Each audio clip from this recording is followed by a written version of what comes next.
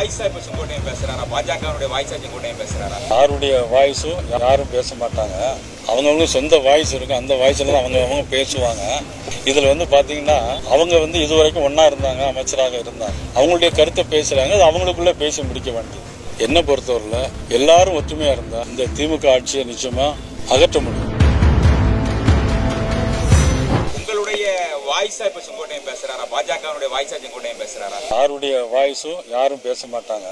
அவங்கவுங்க சொந்த வாய்ஸ் இருக்கு, அந்த வாய்ஸ்ல தான் அவங்க பேசுவாங்க. இதுல பாத்தீங்கன்னா அவங்க இதுவரைக்கும் ஒன்னா இருந்தாங்க, அமைச்சராக இருந்தாங்க. அவங்களுடைய கருத்தை பேசுறாங்க, அது அவங்களுக்குள்ள பேசி முடிக்க வேண்டியது.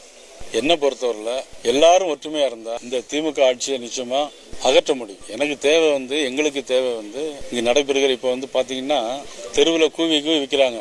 என்னது வைக்கிறாங்க?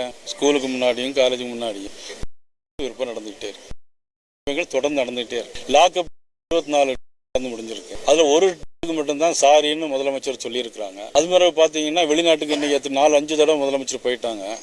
இப்போ போயிருக்காங்க, போயிட்டு அங்க இருந்து நிறைய ஒப்பந்தம் போட்டதாக சொல்றாங்க. நான் ஏற்கனவே அறிக்கை விட்டுருந்தேன். அந்த அறிக்கையில பாத்தீங்கன்னா திமுக தொழில்துறை அமைச்சர் மதிப்புக்குரிய டிஆர்பி ராஜா அவர்கள் என்ன சொல்லியிருக்காங்கன்னா, ஏன் மாநில தலைவர் பொய்யா சொல்றாரு அப்படின்னு 19 சொல்லியிருக்காரு. நான் தேதி வாரியா 2 கம்பெனிக்கு தேதி வாரியா நான் கொடுத்திருந்தேன். அதுல பாத்தீங்கன்னா அது பிறகு பதிலே இல்லை.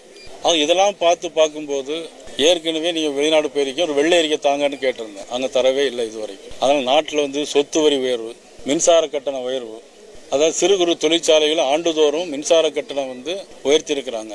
அதுல டாரிஃப்ல உயர்த்திருக்காங்க, டெபாசிட் உயர்த்திட்டே இருக்கிறாங்க.